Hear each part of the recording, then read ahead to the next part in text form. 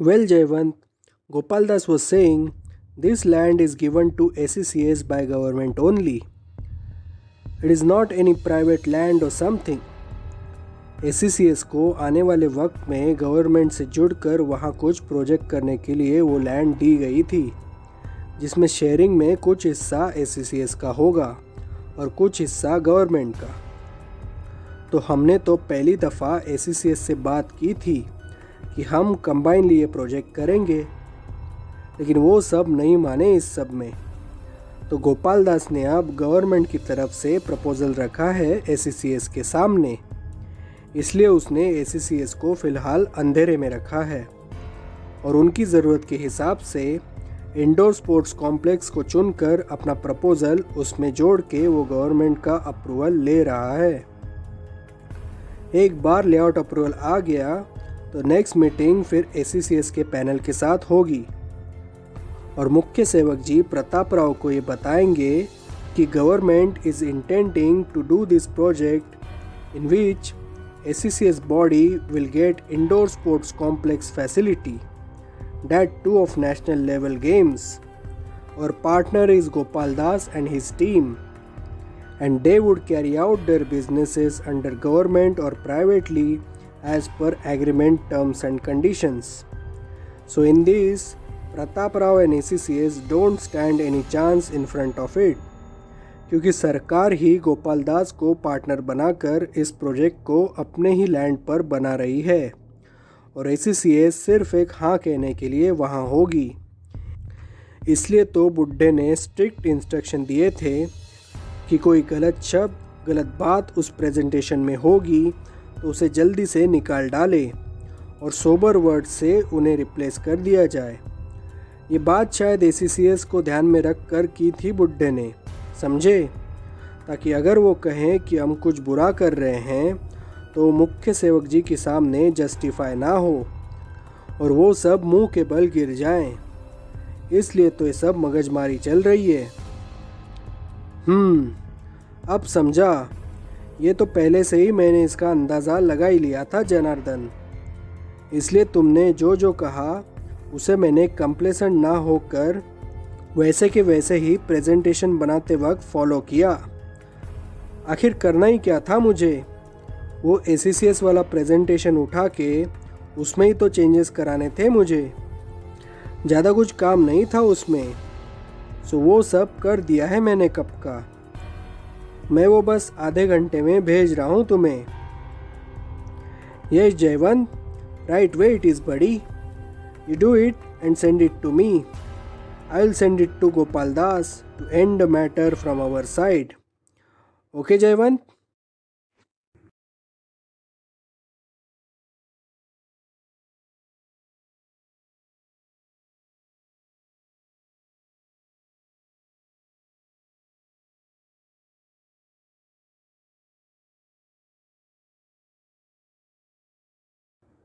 अरे शाहिद और ईश्वर, क्या चल रहा है भाइयों? मैं सुनकर आ रहा हूँ कि तुम लोग शायरी कर रहे थे अय्यर, कुमार और चेतन के ऊपर। ये सही है। मिड टर्म एग्ज़ाम्स के प्रेशर में भी तुम लोग अच्छी हंसी मजाक कर लेते हो। कमाल की बात है ये। हाँ हाँ रवि, तुम्हें तो ये बात कीर्ति या फिर माधुरी ने ही बताई होगी। आखिर वो भी तो थे ना हमारे साथ। हंस हंस के पागल हो गए सब। वो अय्यर और चेतन का मामला, उसमें वो कुमार भी। अरे क्या मंजर था वो। फिर हम चुप कैसे बैठते यार। मौके पे चौका मारने के लिए शाहिद की सिचुएशनल शायरी जो थी, बस तड़का लगाया। फिर क्या था, अपना शाहिद तो चैम्पियन है इस बात में। तो भाई साहब ने कुछ ऐसा ज़बरदस्त शेर सुनाया कि हम सब वहीं के वहीं पागल हो गए यार। तुमने तो ये सब मिस कर दिया रवि। अगर होते तो क्या मज़ा लेते तुम उसका भी यार। पता है मुझे ईश्वर, तुम दोनों जब एक साथ होते हो तो क्या क्या कर सकते हो। भाई मौका तो अब भी है, दस्तूर भी है और कुछ सुनने का मन भी हो रहा है मुझे। शायद यार कुछ सुनाओ ना, दिल की तमन्ना पूरी तो करो मेरी। Please Shahid please. हाँ तो क्या सुनाऊँ अब? एग्ज़ाम्स के अलावा है ही क्या फ़िलहाल? कुछ एग्ज़ाम्स पर सुनाऊँ? हाँ हाँ सुनाओ सुनाओ, लेकिन तड़का एकदम मस्त लगना चाहिए उसमें शायद। तो अर्ज़ किया है।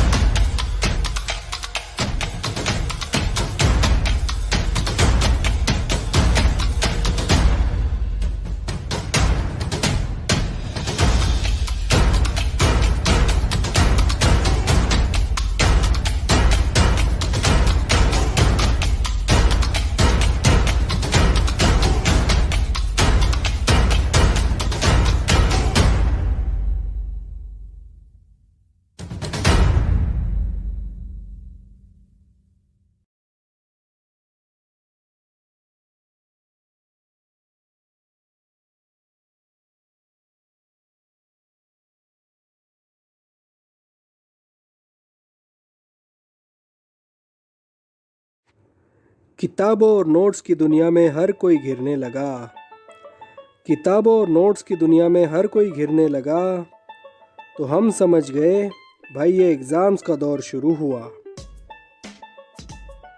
फिज़िक्स के सम्स, बायो के डायग्राम्स और केमिस्ट्री के फार्मूलाज। फिज़िक्स के सम्स, बायो के डायग्राम्स और केमिस्ट्री के फार्मूलाज ऐसे हम पर बरसने लगे जैसे तपती धरती को हो पानी की तलाश। ये कौन से जन्म का बदला हमसे लिया जा रहा है भाई? ये कौन से जन्म का बदला हमसे लिया जा रहा है भाई? अगर फेल हो गए तो कॉलेज से लेकर घर तक हमारी शामत आई। हम इंसान ना रहे बस पढ़ाई करने की मशीन बन गए। हम इंसान ना रहे बस पढ़ाई करने की मशीन बन गए। इस मार्क्स पे मार्क्स बनाने के चक्कर में जाने कितने लोग बर्बाद हुए। इस मार्क्स पे मार्क्स बनाने के चक्कर में जाने कितने लोग बर्बाद हुए। वाह यार शाहिद वाह, क्या क्रिएटिविटी सुनाई शाहिद वाह। इस माहौल में तो ये हमारे दिल का हाल बयां कर देता है। सच में भाई, एग्ज़ाम्स का प्रेशर अब इतना सर चढ़कर बोल रहा है कि ये शायरी हर किसी के दिल का राज बयां कर रही है शायद। और बताओ यारो, कैंपस में और क्या हो रहा है फ़िलहाल? बस कुछ नहीं यार रवि, वही सब घिसी पिटी बातें और वही वो पढ़ाई। हम भी तो तंग आ गए इस सब में। कब एक बार एग्ज़ाम शुरू होके ख़त्म हो जाएंगे, इसका इंतज़ार चल रहा है हमारा। बाय द वे, क्रिस की बैच का क्या हाल है आजकल? क्रिस? अरे वो लोगों के तो लगे पड़े हैं। हर कोई बोल रहा है पढ़ाई नहीं हो रही। इस बार नोट्स का जुगाड़ सही समय पर नहीं हो सका उनका, इसलिए वो सभी लाइब्रेरी बुक्स के ज़रिए पढ़ाई कर रहे हैं। पता नहीं क्या मामला है यार, लेकिन हर किसी के चेहरे लटके हैं उनके बैच में। मामला भी ऐसा है कि हम भी उसमें उनकी कुछ मदद नहीं कर सकते। ये नोट्स वोट्स के चक्कर तो एग्ज़ाम्स के वक्त ही तो चलता है ना, इसलिए हर कोई रिलैक्स था उस वक्त। लेकिन अब देखो तो हर कोई टेंशन में दिख रहा है। नोट्स अरेंज नहीं हो रहे हैं, इसलिए क्रिस भी लगा है लाइब्रेरी से नोट्स निकालने के लिए। पता नहीं उसमें स्टडी उनकी पूरी होगी कि नहीं। क्रिस हमें बताएगा नहीं, लेकिन टेंशन चल रहा है उनकी बैच का। टाइम भी कम है और पूरा पहाड़ चढ़ना है उन लोगों को अभी। पता नहीं कैसे कर लेंगे वो ये सब। शायद किसी प्रोफेसर को ये पता हो तो वो मदद कर दे उसमें। तो मामला बहुत सीरियस है रवि। क्या तुम्हारी क्रिस से बात हुई इस बारे में? I know he would be mighty busy at this moment in his studies, but still Ravi. No रे, नो चांस। इस बार तो हम भी फंसे हुए हैं बुरी तरह से। पर एक बात अच्छी है कि हमारे नोट्स सही समय पर अरेंज हुए हमारे लिए, वरना आज हमारी भी ऐसी हालत होती। तुम और शाहिद कहीं और भागते, मैं कहीं और जा रहा होता, कुमार और चेतन कहीं और, कीर्ति और माधुरी यहाँ वहाँ, और जाने क्या होता हमारे साथ। बाकियों की तो बात ही छोड़ो, सब मारे जाते यार। सही कहा रवि। अरे शाहिद, तू क्यों चुप है भाई? हाँ, कुछ सूझ तो नहीं रहा ना तुम्हें शाहिद? बोलो बोलो, सही कह रहा हूँ ना मैं शायद?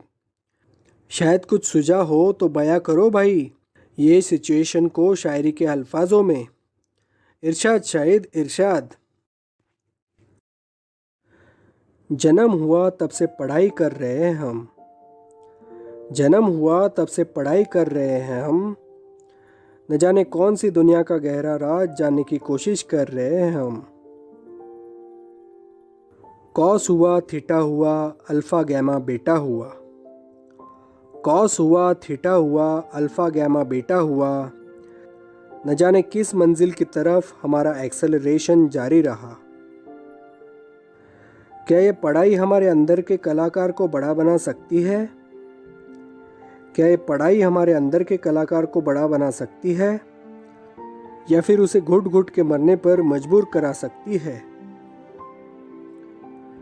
पता नहीं किस दुनिया में जी रहे हैं हम। पता नहीं किस दुनिया में जी रहे हैं हम। प्रैक्टिकल चीज़ों को छोड़कर झूठी थ्योरीज को बड़ा मान रहे हैं हम।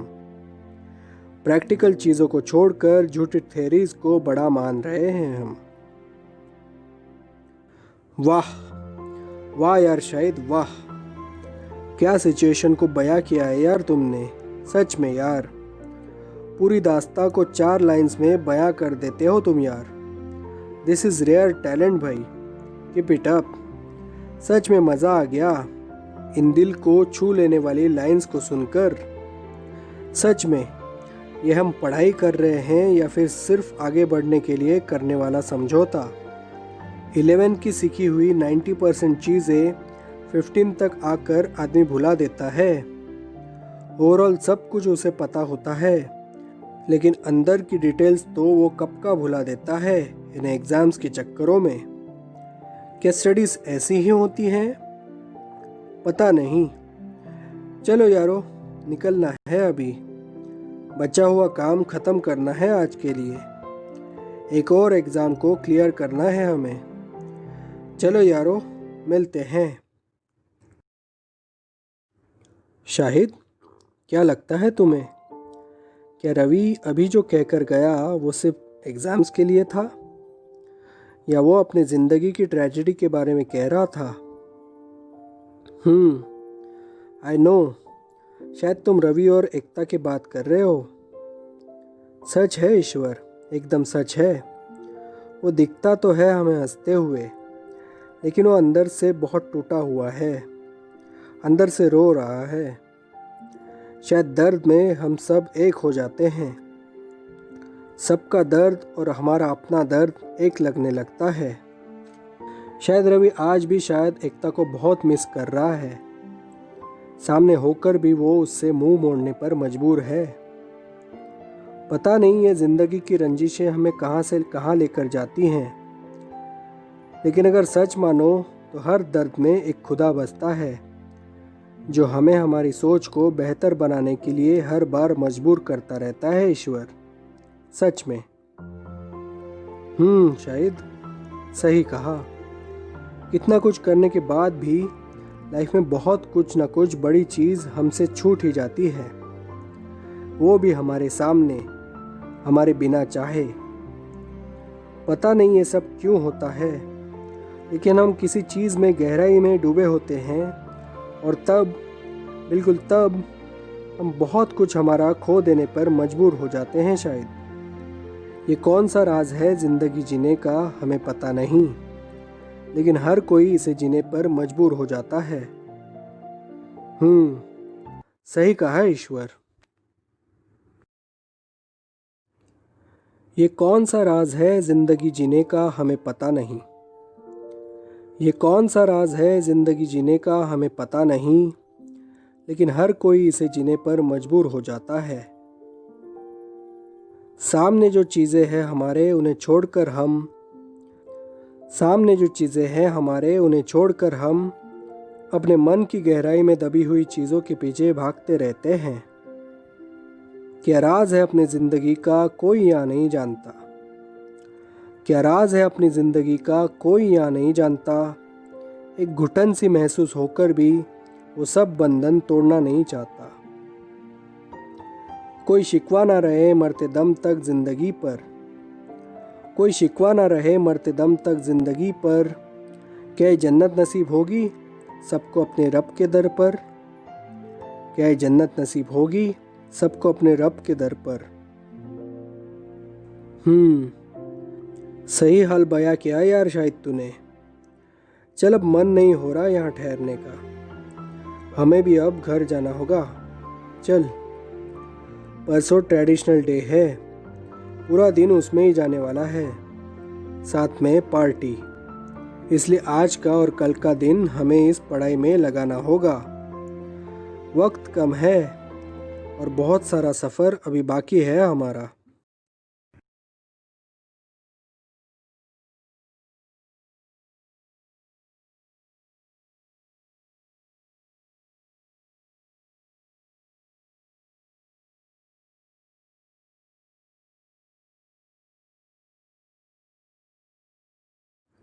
स्पैरो, मामूशी हियर। क्या अपना लंगदार पोर्ट का काम हो चुका है? मामूशी, हो ही गया समझो। 4 में से 3 डिलीवरीज पूरी हुई है आज शहर में। आखिरी का काम चल रहा है, मेरे लड़के उसी काम में लगे हुए हैं। हो जाएगा वो काम। स्केलेटल का ऑर्डर है। उन 4 में से 2 डिलीवरीज को हमें अब कर्नाटक बॉर्डर क्रॉस करवाना है आगे। सब लॉजिस्टिकल सपोर्ट तुम्हें अरेंज कराना होगा। बाकी पुलिस और अथॉरिटीज़ का लफड़ा स्केलेटल संभाल लेगा। काम हो जाना चाहिए, लेकिन हुआ समझो मामूशी। आपने कहा, हमने किया। वैसे कब पहुंचाना है माल? वेडनेसडे को बॉर्डर के नज़दीक एक गांव है, कालीपदा। वहाँ रात 12 बजे से पहले 2 डिलीवरीज का माल पहुँच जाना चाहिए। शायद तुम्हें 2 बार वहाँ चक्कर लगाने होंगे। एक ही ट्रिप में 2 डिलीवरीज का माल पहुँचाना थोड़ा मुश्किल है स्पैरो। नाकाबंदी स्केलेटल तुम्हें क्लियर करवा के देगा। नहीं मामूशी, ट्रिप तो मेरी एक ही दिन एक ही वक्त में होगी। बार बार ट्रिप करने में धोखा है। मैं 2 अलग अलग रास्तों से दोनों डिलीवरीज का माल रात 12 बजे तक कालीपदा गांव तक पहुंचा दूंगा। लेकिन वहां किसे मिलना होगा, उसकी चिंता तुम मत करो। कालीपदा गांव की नाकाबंदी क्रॉस करके जब तुम गांव की सीमा में अंदर चले आओगे तो कुछ लोग तुम्हें फॉलो करेंगे अपनी गाड़ी में। वो बाद में हाईवे गुजर जाने के बाद तुम्हें ओवरटेक कर देंगे और फिर तुम्हें सिंपली उन्हें फॉलो करते हुए स्पॉट तक जाना है। इसमें कोई बात नहीं होगी, ना ही कोई इशारा। एक बार तुमने नाकाबंदी क्रॉस की तो उस गांव के रास्तों पर हमेशा सन्नाटा मिलेगा तुम्हें। बस और क्या, हाईवे ख़त्म होने तक जो भी कार तुम्हें ज़्यादा देर तक फॉलो करते हुए तुम्हारे पीछे आएगी, वो एक बाईपास रोड से पहले तुम्हारी कार को ओवरटेक कर लेगी और फिर तुम्हारा काम आगे आसान है। तुम्हें सिर्फ उन्हें फॉलो करते रहना है आगे। लेकिन याद रहे स्पैरो, ये सब होते वक्त तुम्हारी दोनों व्हीकल साथ में चाहिए, समझे? इसलिए अगर तुम एक ही दिन एक ही वक्त में 2 डिलीवरीज का माल वहाँ लेकर जा रहे हो तो ख्याल रखना कि कालीपदा गांव के नाकाबंदी तक तुम्हारे दोनों व्हीकल्स एक साथ हों, ताकि जब तुम उस कार को स्पॉट कर सको तुम्हारी दोनों व्हीकल्स उसे फॉलो करते करते अपने मुकाम तक पहुंच जाएं।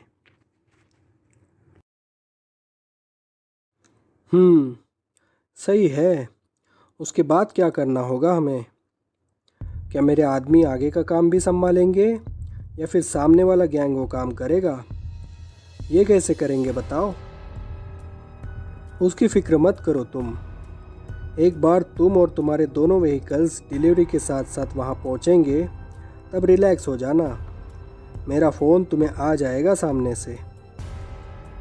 ओके, इसका मतलब सब अरेंजमेंट्स स्केलेटल ने पहले से ही करके रखे होंगे और मुझे सिर्फ माल खतरा उठाकर मंजिल तक पहुंचाना है। सही कहा ना मैंने माऊशी? हाँ सही कहा।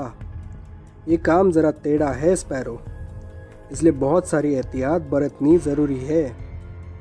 अगर तुम चाहो तो दोनों व्हीकल्स एक ही रास्ते से निकाल सकते हो स्पैरो। नहीं मामूशी, एक ही व्हीकल निकालना अच्छा होगा नाकाबंदी के रास्ते से।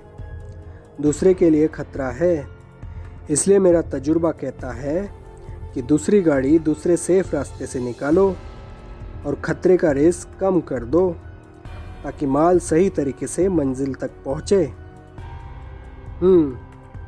ये भी सही है स्पैरो, लेकिन माल की जिम्मेदारी तुम्हारी होगी इस बार, ऐसा स्केलेटल ने कहा है, और उसके बदले स्केलेटल सब अरेंजमेंट्स करा के देगा। तुम्हें कुछ और चाहिए होगा स्पैरो तो अभी बता देना, अरेंज हो जाएगा। ओके, हो सके तो 4 बाइक्स क्या मिल पाएंगी मुझे इस काम के लिए थ्रू आउट मामूशी? मुझे पता है तुम ये मांग क्यों कर रहे हो, लेकिन स्पैरो यहाँ बाइक वाला आइडिया नहीं चलने वाला। इस हाईवे पर रात के वक्त बाइक्स का काम नहीं होता, और बाइक्स दिखी भी तो पुलिस उन्हें तुरंत राउंड ऑफ कर देती है। वो रास्ता खतरे से भरा है क्योंकि वहाँ आए दिन डकैती होती रहती है, इसलिए अंधेरा होने के बाद कोई बाइक्स पर नहीं निकलता उस रास्ते से, समझे?